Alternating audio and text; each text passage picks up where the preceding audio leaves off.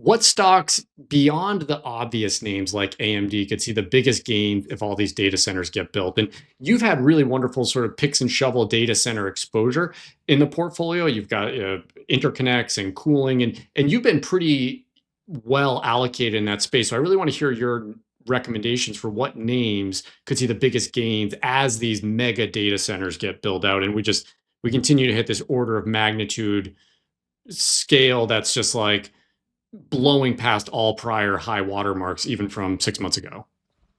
Yeah, I mean, that's a great question. Everyone's going to look at the headlines, and there's going to be some hidden winners that haven't gotten the recognition from the market, but that should come to bear in the months and years ahead. And I do think there are some. Let's start with memory. Austin, I'm not asking for more flowers here, but I will once again mention in the first podcast of the year, we had said memory was a trend that we felt most strongly about, specifically the growth of high bandwidth memory. We had made recommendations in SK Hynix, Micron, and Camtek specifically for that trend. Now, what we saw in the past couple of weeks, we didn't even mention another massive announcement from OpenAI, which was SK Hynix and Samsung joining the Stargate Alliance.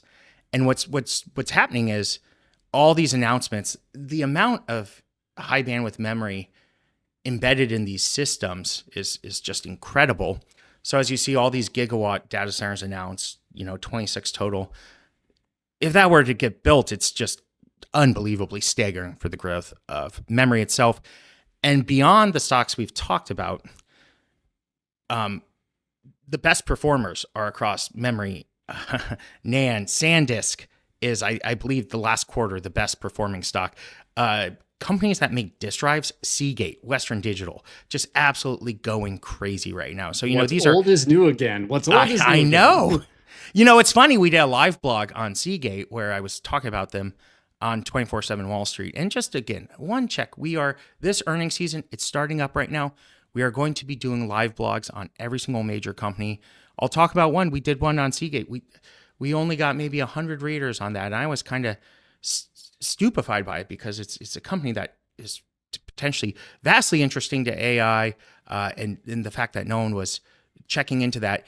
And since that live blog, I think it's up several 100%. So, it's an opportunity to discover a lot of these different niches that, investors might not otherwise be seeing. And we put a lot of work to feature those directly, that if you go to 247wallstreet.com, right after the 4 p.m. close, you're going to see all the live earnings that are on the site. So, if that's not part of your routine, I think everyone who's listening to this, if you enjoy this podcast, you're also going to like our live earnings coverage.